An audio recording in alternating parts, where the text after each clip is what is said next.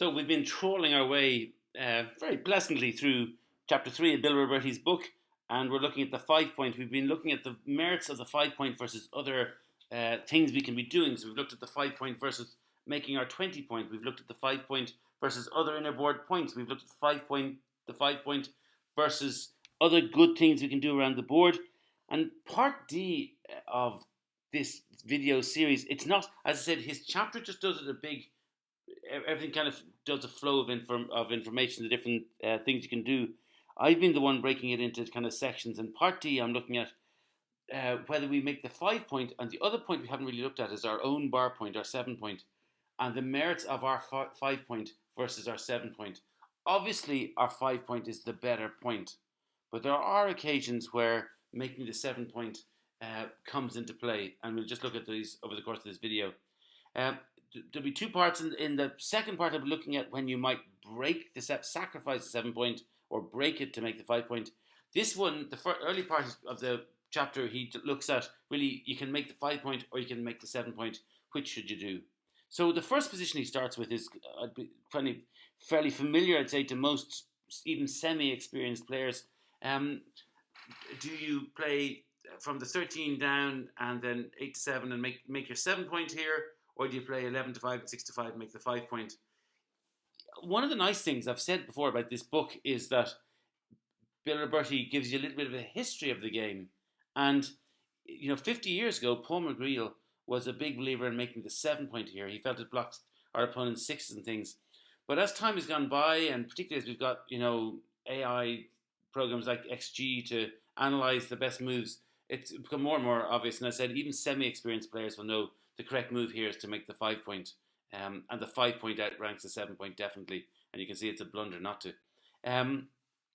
But Bill Robertie kind of goes through different positions and plays around different positions. And we have a situation here where we have the choice of making the 5 point or the 7 point. And again, I have to admit, I looked at this and I thought, would you not make the 7 point here? Would you not come down 13 to 8 and then 8 to 7? It tidies up a blot. It looks a good deal tidier. And for that reason, I was very much assuming you'd make that. But he notes that the position we have here is very stiff. We've got stripped points, and our 18 point, our 13 point, our 8 point, and our 7 point are all stripped. They've only got the two checks on them. So we're very inflexible for making more points in the next round. And we're leaving a couple of blots around that we don't like either. We're leaving blots around anyway, so that has to happen.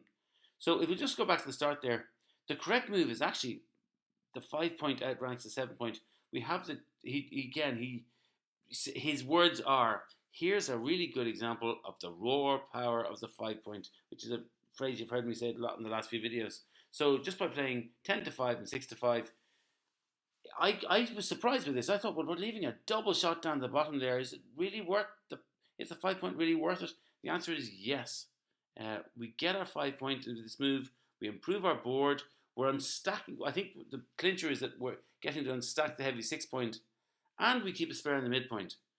So yes, we do. It comes at the cost of a double shot, but he says it's a great trade, and for that reason, not a disaster to play what I would have expected the 13 to 7 move, but making the 5 point outranks it. And here's one final example. I'm just going to show a little bit of a trickier position. Do you play 11 to 5, 6 to 5, make the 5 point, or do you make the bar point? And the key here for Bill Robertie is the two stacks up the top there. Black has two big stacks on their 8 point and their 6 point. It's likely with Black's inflexible position that they're going to have to leave a blot in the next go or two. And if they leave a blot and we hit it, the more points we can make in our home board, the better. So if we can play a very safe move, making our 7 point here, but we at the expense of leaving a blot on our 11 point, we're far better off making our 5 point because we're likely to get a shot at Black shortly, and that's the right move. So if the 5 point is so much better than the 7 point, what occasions would we not make it? And he comes up with a few. He doesn't really emphasize all of these, but or give examples for all of these. But he says you should make the 5 point unless making the 7 point creates a duplication, and I'll show you what I mean by that shortly. If it's tighter, if it makes more or points or better points, if it leaves fewer blots, definitely the 7 point needs to be considered. If we're heading the race and the 7 point is safer, we should play it. And finally, sometimes if we're trying to build a 5 point prime or a long prime, sometimes it's easier to start with the 7 point and fill in the 5 point afterwards. And again, I'll show you an example of that shortly. So here's an example for duplication. And again, it is one that surprised me. I looked at this and I thought, again, well, there's options. You could do it. But I would have thought making the 5 point here was a good contender. But and just so that you play 11 to 5 and 6 to 5 just bring it down. That was kind of what I probably would have done had it been left to my own devices. But he says, well, what happens if you make the 7 point? So you play 13 to 7. And if you do that, you could split at the back, 24 to 23. But if you remember going all the way back to the splitting rules and Mitchie's proverbs about splitting and things, black is we don't want to split into black's attack up the top there. They have a blitzing structure. They've 10 checkers in the zone. They've extra checkers in their 8 point. Everything up there says black wants to hit us, so we don't split. So another Mitchie's proverbs is if you roll a 1, always consider playing 6 to 5. So we could play 13 to 7 and 6 to 5 here. And I was sort of surprised about saying, well, black can hit you with a 4 here. And black does have a direct hit with a 4. But really, Bill Robertie's point is 4s are great for black anyway. Because you think about it, if black rolls 4-1, they're going to make their 5 point. 4-2, they're going to make their 4 point. 4-3, they make their 5 point again. 4-5, they'd made a good point, home board point. Their 4 point again. So 4s were really good for black anyway. So by this move here creates a duplication, and I'm not great at duplication, and I often hear Dan Rivera talks about duplication when we become obsessed with it. So I'm not planning to really worry too much about this position, but I just thought it was an interesting example where making the 7 point was better. And again, not a crisis. If the worst error I make in a game is a 30 millipoint error, I won't be really worrying too much. But just showing you the correct move there. Here's one where we could make our 5 point. We are black, and we could hit a blot in the process as well. Surely that has to be good. So we could play 13 to 5 with 2 of our checkers. We come down from a midpoint with 2 of our checkers, hit black's blot on our 5 point and make our 5 point. Nice position. We're the stronger board. We've made our golden point. That has to be good. But look at the race. If on the column on the right hand side, we see we're on 153 pips. We're already 19 pips ahead of our opponent on the 172. Plus, we're going to roll another 16 pips worth of rolls here in this row. So rather than making our 5 point, it's just tidier. It's safer. If we took our checker on our blot on the 15 point and brought it down from 15 to 11 and then on from 11 to 7, we'd make our 7 point. And then just bring 2 checkers down to the midpoint. We'd make a nice tidy 4 point prime worth 35 pips up in the race. So no need to do anything too aggressive. And for that reason, that's the right move. And finally, here's an interesting one where Bill Robertie talks about how we should play this position. I started off this when I was doing this and thought, well, look, 11 to 5 makes our 5 point, got to be good. And then I was struggling for what would you play with the 4? And I wasn't sure would you play 8 to 4, which is strips our 8 point, or 13 to 9, doesn't achieve much. But Bill Robertie says you don't make your 5 point at all here. He says the key to this is black up the top there. Again, our opponent up the top of the board there is horribly stacked. And when you're stacked, you don't want to be in the bar, because black wants to have some chance of making a point in their home board soon, particularly the next go or two. So if we hit them and put them in the bar, they're going to use half the roll coming in off the bar, which means if they were to play a checker off one of their stacked points there, they're not covering it in this go. So for this reason, the correct move is actually to play 13 to 7 and hit Black's blot down on the 7 point, and then 11 to 7 and cover it is the right move. So you don't go with the 5 point, even though it looks kind of obvious. And again, even though it's not a blunder, it's just a high error. Because of the nature of our opponent's stacked points. The last position I'm going to show in this section again, I mentioned that sometimes you'll make the 7 point rather than the 5 point if it improves your chances of making a 5 point prime. And here's a situation where this applies. And again, when I first saw this position, I kind of worked my way through it, and I thought, well, what would I do here? I think it had played from 8 to 5 and covered that point, made our 5 point. That's got to be good. I think another checker from 11 to 8 secures our 8 point. And then I fear I'd have gone another checker 11 to 8 for diversity. The better, if I've gone down this route, the better choice is playing stacking our midpoint a little bit more and playing 13 to 10 is slightly better than that. But now we have this position which Bill Robertie feels is very hard to improve. We might get lucky rolls and make the 5 point prime next time, but it's a little bit we're a little bit less flexible than if we made our 7 point.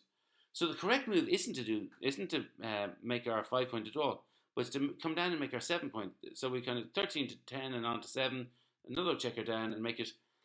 And this position is just far better, far more likely to make. We can fill in the 5 point now in the next go or two, and we've made a 5 point prime very straightforwardly.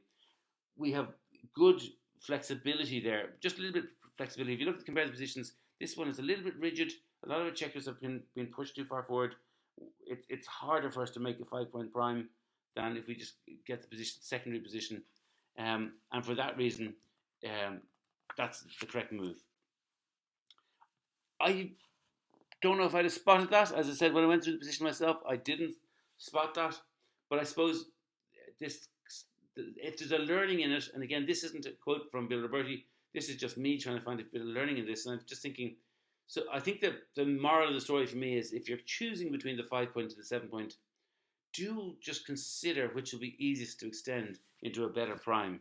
And that's, I suppose, the purpose of it. Sometimes making the 7 point gives us a better chance of making a better prime later on. That was the first half of this video. We're looking at whether we make the 7 point or make the 5 point. The second half is different. The second half we're going to say, look, we've made the 7 point and actually the 8 point as well. And now we're looking at, do we break it to make the 5 point? And this is something that one of the great fathers of Irish backgammon, Brendan Burgess, was talking to me about before. He kind of knows this, and he's always been very strong about this, that we can become a little bit addicted. We've got a nice little 3 point prime going on here. We've rolled a 2-1. We can say, oh, we like a 3 point prime. Let's not mess with it. But if you think about how you're going to play 2-1 here, it's difficult. If we could play down 13 to 11 with the 2. We don't want to split the back again. Black is looking strong there in terms of the splitting rules that we did with Mitchie's opening proverbs. We don't want to split the back into what's a very strong blitzing structure from Black. So instead, as we've said before, always look at, if you roll a 1, can you play 6 to 5? We could play 6. We could, I said, that's the split that the Black we're not going to do. So we could play 6 to 5.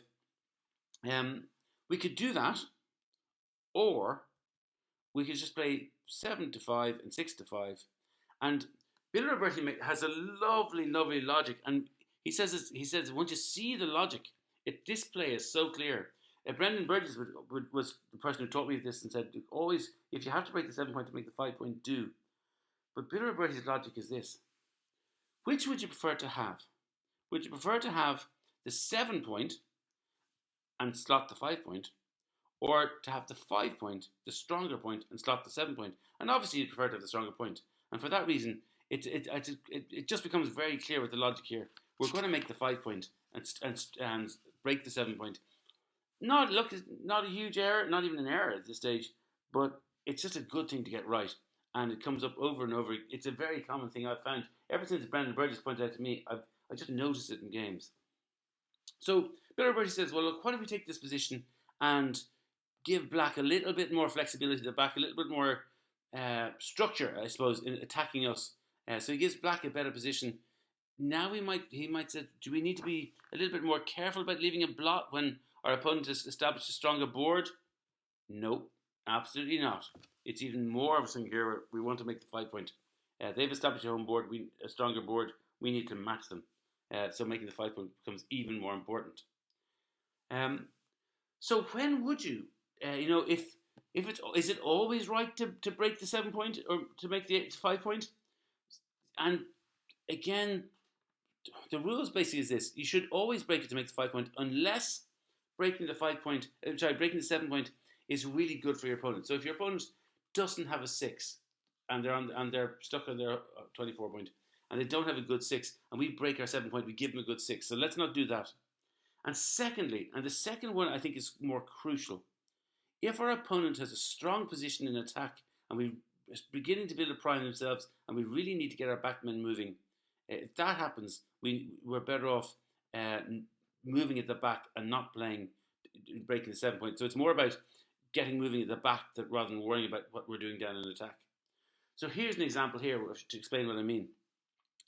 Our opponent has already started to build a prime up the top there, and I'm always conscious of Mitchie saying, how do you feel about your priming battle compared to your opponent? Our opponent has a good prime going already, and if we were to play 7 to 5 and 6 to 5, our opponent would still have the stronger prime. But we really want to get moving before. If our opponent rolls a 5 now in the next go, they start to prime us in very quickly. So we really need to get moving before they do. And for that reason, we don't worry about down the bottom. We've got to get our back checkers moving. And the best thing is to play 2 off the 24 point, 24, 23 and 24, 22, and just fight for that. You look at it, it's the 5th choice there. Making our 5 point now, it would be a blunder. Bill Robertie says, breaking the 8 point to make the 5 point is always certainly going to correct. So we've been looking at breaking the 7 point to make the 5 point.